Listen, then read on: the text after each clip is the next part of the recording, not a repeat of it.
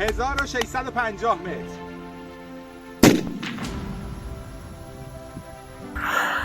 متر. بفرمایید. خب سلام دوستان، خوش اومدید به تکشات و روز موعود فرا رسید. 1650 متر. مهدی قرار بر اون یک شلیک از این فاصله انجام بده. مهدی جان بفرمایید.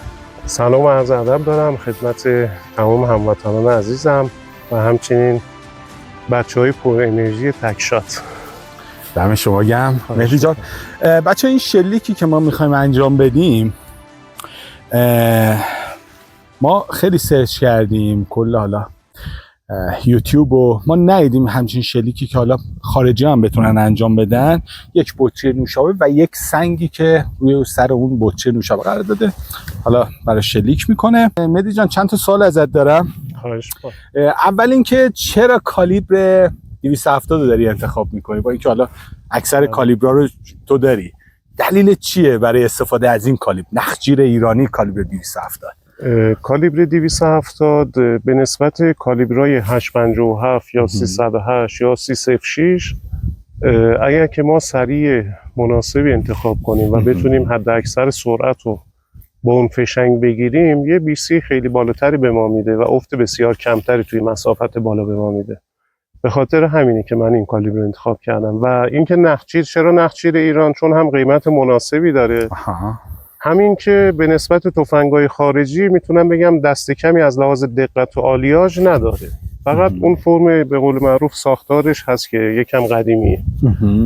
و همچنین توی کالیبرای 270 و البته نوع دیگه هم داره، همون 308 یا 306 ایرانیش نخجیر 3 با طول 70 طول لول 70 پیدا میشه. و این میتونم بگم تنها گزینه‌ای بود که من داشتم که طول لول 70 داره. این باز خودش همین تقریبا 10 یا 15 سانت اختلاف لوله که بلندتره سرعت بالاتری به شما میده. سرعت بالاتر یعنی بیسی بالاتر که توی مسافت بالا میتونیم دقت بهتری رو بگیریم. و یه موضوع دیگه به خاطر قطر لولش هست. حالا معمولا تفنگ‌های خارجی با این قطر لول و این طول لول خیلی کم پیدا میشه آسیامک توی ایران، یا اگه باشم هزینه بسیار گزافی باید کرد برای خریدش. اینی که دیگه ما استفاده کردیم و به هر حال قبلا هم تجربه استفاده رو نداشتم ازش، ولی خدایش الان توی مدتی راضی هستم از این کالیبر و از این تفنگ. بسیاری. حالا نکته‌ای که خیلی از دوستان حالا گفتم به ما اینه که کالیبر 308 کالیبر دقیقیه، درسته؟ بله. و اینکه خب براشون خیلی جای تعجب بود که مهدی داره با 270 این کار انجام میده. برای خود ما هم عجیب بود اولش، من خودم 308 رو خیلی دوست داشتم. و اینکه جالب بود برام 270 حالا کلیپ قبلی هم ببینید از فاصله 1100 متری و الان 1650 متری میخوایم این شلیک رو انجام بدیم. و تو خودت بین 270 و 308 کدوم انتخاب می‌کنی؟ سیامک من دو تا از سلاح‌های قبلیم 308 بوده.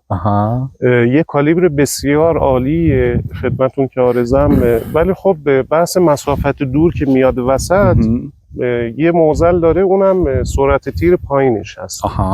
270 درسته که سرگولی سبکتری درسته شلیک میکنه، ولی حسنی که داره سرعت تیر خیلی بالاتری به شما میده و قطر مرمی کمتر که همون باعث میشه بیسی بالاتری داشته باشیم. بیسی حالا شاید خیلی از دوستان ندونن مخفف بالستیک کانفیدنسه، درسته؟ شکل و نوع گلوله که توی هوا سیر میکنه. حالا کالیبرای مثل 308 یا 857 بالفرض میگم شما یه هدف رو داریم توی مسافت 1000 متر، اونا قوس بیشتری رو برمیداره، یعنی برابر با افت بیشتری هست. کالیبرای 270 یا 7 مگنوم یا همچین کالیبرای مثل 6.5 کلیدمور یا 6 PRC کالیبرای زیادی هست. مثلا جدیداً تو این چند دهه گذشته کالیبرای خیلی زیادی برای لانگ رنج زده شده، ولی خب اکثرا قطرهای مرمیشون زیر 762 میلیمتر هست برای لانگ رنج، چون دقت خیلی بیشتری میده. گرچه ما کالیبرای مثل 300 مگنوم هم داریم خیلی عالیه، ولی کالیبرای مگنوم برای ایران ما بزرگترین معضلی که داریم مهماتش هست. متاسفانه مهمات خیلی گرون و خیلی کمیابی دارن. یکی از دلایلی که من این کالیبر و این سلاح رو انتخاب کردم بیشتر به خاطر مهماتیه که از وفور مهماتی که توی بازار داره. آها بسیار عالی. دوستانی که با 270 شلیک کردن یه ارق عجیب غریبی نسبت به این تفنگ دارن. حالا من تو کامنت ها هم میخونم، بله کلا میگن 270 فقط. این هم فکر کنم دلیلش نمیدونم مهدی، خود منم همینطوری هم وقتی با 270 شلیک میکنم اصلا این حس عجیب غریبی آدم داره. البته خب آسیامک بستگی به استفاده داره. ببینید حالا خیلی‌ها برای شکار معمولا استفاده میکنن که میان مثلا فکر نمی‌کنم برای شکار بیشتر از مسافت 500 یا 600 متر شلیک کنن و یا حتی نیاز باشه که معمولا همون کالیبر 308 این کار رو انجام میده، ولی با یه تفاوت. 270 افت کمتری داره، حتی برای شکار میتونید دقت بالاتری ازش بگیرید. این مبحثی است که حالا خیلی‌ها اونایی که این کاره باشن و رفته باشن برای شکار یا حتی تیراندازی باش مواجه شدن. کالیبرهای مثل کالیبر 308 کالیبر بسیار عالی هست، مهمات زیاد و خوبی توی بازار هست و نیازی حتی به لود و دستکاری مهماتش هم نیست، چون میتونم بگم 90% مهماتی که توی بازار داره دقت خیلی خوبی به شما میده. ولی اونایی که بخوان یه پله بیان بالاتر، به قول معروف یکم حساسن رو موضوع لانگ رنج و دقت بیشتری بخوان و افت کمتری بخوان همراه با انرژی بیشتری، معمولا میان سراغای مثل کالیبر 306 یا 270. بسیاری. بچه‌ها فاصله 1650 متر. ما چقدر رفتیم، خیلی سخت بود پیدا کردن این هدف، چون ما جای قبلی که تیراندازی انجام دادیم تا 1200 متر بهمون داد، درسته؟ بله. کوهستان وسیع بود، هرچی ما گشتیم نتونستیم بیشتر از اونو پیدا کنیم. الان اومدیم یه منطقه جدید و تا 1650 متر، البته بیشتر هم بهمون میداد ولی دیگه واقعا چیزی معلوم نبود از این فاصله. و حدود فکر کنم یه نیم ساعتی با ماشین رفتیم تو این کوهستان. اگر پشت سر ما نگاه کنید 2-3 تا تپه ماهور رو پشت سر گذاشتیم تا به اون منطقه‌ای که می‌خواستیم برسیم. و یه نکته جالب که بود، آب و هوا هم فرق داشت با اینجا. من اونجا به مهدی هم گفتم باد که اصلا فوق‌العاده، اینجا اصلا بادی نمیومد، ولی اونجا مهدی که نگاه میکنه بسیار توی اون چیزی که بستیم، المانایی که بستیم بسیار متفاوت‌تره تا اینجا. بله، جهت باد اونجا متفاوته، همچنین سرعت باد. آره اینجا اصلا هیچ بادی نیست ولی اونجا باد خیلی بیشتره. البته آسیامک این بیشتر توی مناطق کوهستانی اینطوری هست. اتفاق باد میپیچه توی آره. حالا دوستان اکثرا ماشاءالله خب به هر حال حرفه‌ای هستن و امتحان کردن مسافت دور رو. تیراندازی توی کوهستان خیلی سخت داره به دلیل اینکه شما نمیتونید جهت باد رو دقیق مشخص کنید. معمولا توی این فاصله که الان ما شلیک میخوایم بکنیم حداقل 3 یا 4 جهت باد تغییر میکنه. یعنی 3-4 تا نقطه هست که جهت باد میپیچه، اصلا نمیشه درست تشخیص داد نقطه دقیقش و سرعت دقیقش رو. ولی تو مناطقی که دشت هست یا به اصطلاح کفه‌ای هست معمولا باد به یک جهت میاد و سرعتش معمولا ثابته یا حالا اختلاف زیادی نداره. ولی مناطق کوهستانی خیلی خیلی دشواره این محاسبه باد به اصطلاح. بسیار عالی. و سوال آخرم این که چه چالش های الان پیش رو، مهمترین چالشی که الان باش میتونیم مواجه بشیم چیه؟ ما مهمترین چالشی که معمولا توی تیراندازی لانگ رنج داریم اینه که محاسباتو که حالا اهم از فشار هوا، محاسبه دقیق فشار هوا، دمای هوا و عرضم به حضور شما شیب و عرضم به حضور شما جهت و سرعت باد. ولی خب از همه اینا مهمتر اینه که ما حتما قبل از همون نکاتی که توی کلیپ‌های قبل گفتیم حتما بیایم مشخصات سرعت تیر و اینا رو باز دوباره تست کنیم.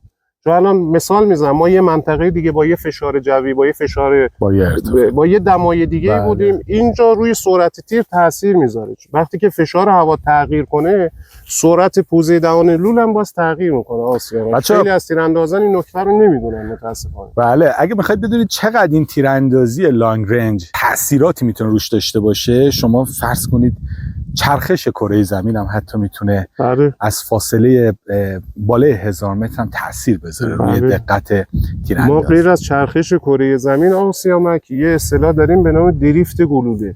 خب که اون بسته به سلاح و کالیبر ما و حتی تویست ریت یا همون میزان گام سلاح، گلوله معمولا توی حالا تفنگایی که من دیدم که توی ایران هست چه حالا خارجیش همین موزر 98 یا تولید داخلا، معمولا گردش خان از چپ به راسته.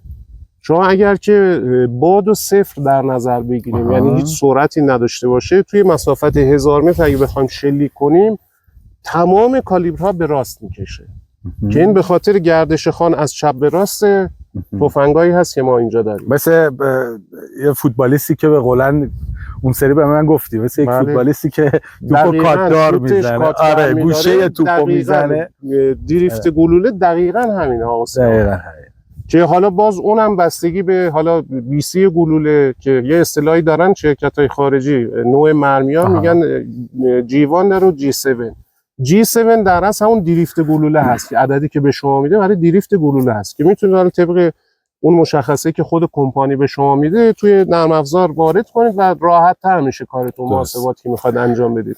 همه این اتفاقات از فاصله بالای 700 متر بیشتر اتفاق میفته. معمولا من مثلا کالیبر 308 که تست کردم 500 متر رو تقریبا 5-6 سانت تاثیر میذاشت. البته باز اونم بستگی به فشنگ و مهماتی که استفاده میکنیم و حتی طول لول، باز اینم تاثیرگذار است. دم شما گرم. و من یک قول دیگه هم ازش گرفتم که فاصله بالای 1800 متر هم بتونه بزنه. البته مثل اینکه دیگه 270 جوابگو نیست و باید کالیبر 7 بیاریم، درسته؟ 7 همیشه تمام تلاش خودمون میکنیم آقا سیامک، ولی بازم میگم این هیچ ادعایی بر نمیداره تیراندازی. دم شما گرم. شما هر چقدر که علمت بالاتر باشه باز کسانی هستن که واقعا استاد هستن، واقعا تیراندازن و تجربه خیلی بیشتری دارن و از همه اینا که گذشته مسافت که دور میشه با این کالیبرها یکم هم به قول معروف شانس باید یاری کنه. شانس هم یاری. بله. دم شما گرم. بریم بچه‌ها این شلیک شگفت انگیز انجام بدیم و پرچم ایرانو ببریم بالا تو جهان ان شاء الله. مهدی جان با ما همراه باشید، خیلی جذابه. بفهمید. خواهش می‌کنم.